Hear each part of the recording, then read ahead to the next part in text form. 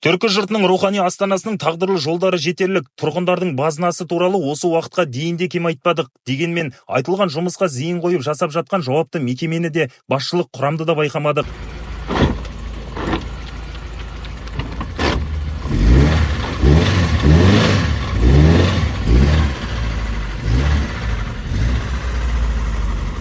Қала тұрғындарының да, бақ өкілдерінің де айтуының кемі жоқ дей тұрғанмен, оны еститін құлақпен көретін көздің жоқтығы қиын екен. Осыдан бірнеше күн бұрын Жаңақала мөлтек ауданындағы жол сапасы туралы айтқан болатынбыз. Тиісінше аталған орынға өзгеріс енген болар деген үмітпен араға 4 күн салып қайта бардық. Барғанымызда бір ғана өзгеріс байқадық. Жолды жаңартып қойған деп ойласаңыз қателесесіз. Өзгеріс сол, ойылып қалған жолдың үстіне қураған ағашты жатқызып кеткен.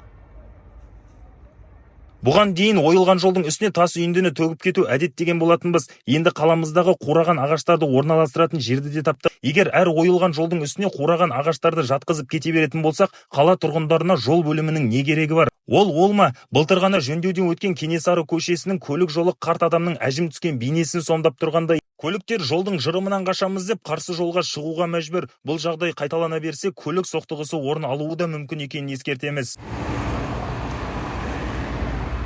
Жарайды, аталған жолдардың бәрі шұрық тесік екеніне және оны жөндеуге ниетті адамның жоқтығына көз жетті. Ал Жаңақаладағы жаңа мешіттің жанындағы жап-жаңа жолдың бетін қырып алуға не себеп болды? Себебін анықтауға жауапты мекеменің басшысының хатшысына байланысқа шықтық. Тиісінше басшымен байланыс орната алмадық. 90 ауыз сөздің тобықтай түйінін жол мәселесіне қатысы бар мамандарға бір ғана сұрақпен аяқтасақ. Құрметті жол бөлімі, қала ішіндегі жолдардың сапасыздығын байқадыңыздар ма? Әлде сіздер тек тікұшақпен жүресіздер ме? Ержан Смағұл, Жаңа Тұран, анық ақпаратпен жедел жаңалық.